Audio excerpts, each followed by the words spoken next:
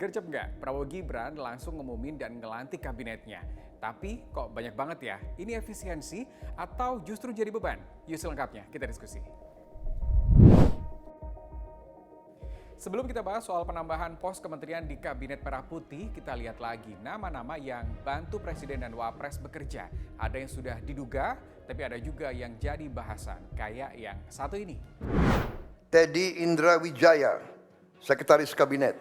Ya, selama ini kita manggilnya Mayor Teddy, dikenal sebagai ajudannya Prabowo. Sekarang jadi Sekretaris Kabinet di bawah Mensesnek.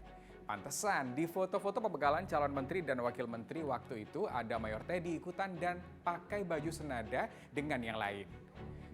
Di pelantikan menteri pun meski tetap di belakang Prabowo, dasinya sudah biru muda juga, kayak menteri yang lain. Di foto bersama, Teddy juga tetap ikut serta.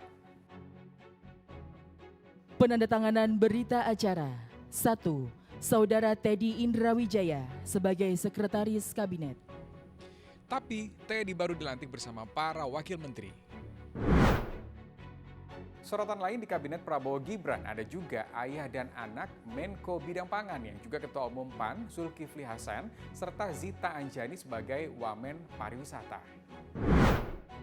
Nah, Luhut Binsar Panjaitan ternyata ikut dilantik bersama jajaran menteri baru. Luhut menjabat sebagai Ketua Dewan Ekonomi Nasional. Yap, tetap ada di kabinet. Nama-nama lain seperti Profesor Tsinghua University, Stella Christie, sampai mantan istri Basuki Cahayapurnama, Veronica Tan juga mengisi jabatan sebagai wakil menteri. Ya, Kabinet Merah Putih total ada 53 menteri dan kepala lembaga negara. Tapi kalau digabung dengan wakil menteri dan lembaga, totalnya ada 109 orang. Prabowo pernah bilang jumlah ini disesuaikan dengan luas wilayah Indonesia. Tapi saya ingat, Sekjen Partai Gerindra juga bilang kalau Prabowo Subianto ingin bentuk Zaken Kabinet di pemerintahannya. Kabinet yang isinya orang-orang ahli di bidangnya, meski dari parpol.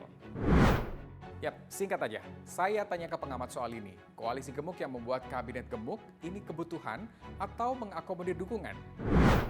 Yang namanya birokrasi itu ada yang disebutkan indikator kinerja ya, atau sebut aja mungkin yang di umum sering disebut sebagai KPI. Nah, masalahnya adalah menteri itu kan pembantu presiden. Maka dia terutama kementerian-kementerian teknis kan punya sejumlah indikator yang harus dicapai. Kalau nggak bisa dicapai, maka menteri yang bersangkutan atas nama kinerja itu bisa di-reshuffle gitu ya. Nah, itu yang kemudian saya memberi catatan, reshuffle di Indonesia, terutama pasca reformasi, itu kerap kali nomor satunya bukan karena kinerja, tapi karena soal politik gitu. Koalisi gemuk parpol pendukung Prabowo Gibran. Ada 4 di parlemen, jadi nggak heran kalau penambahan jumlah menteri lebih disebut-sebut untuk mengakomodir koalisi gemuk. Dengan kesepakatan para ketua umum koalisi kami beri nama kabinet ini Kabinet Merah Putih.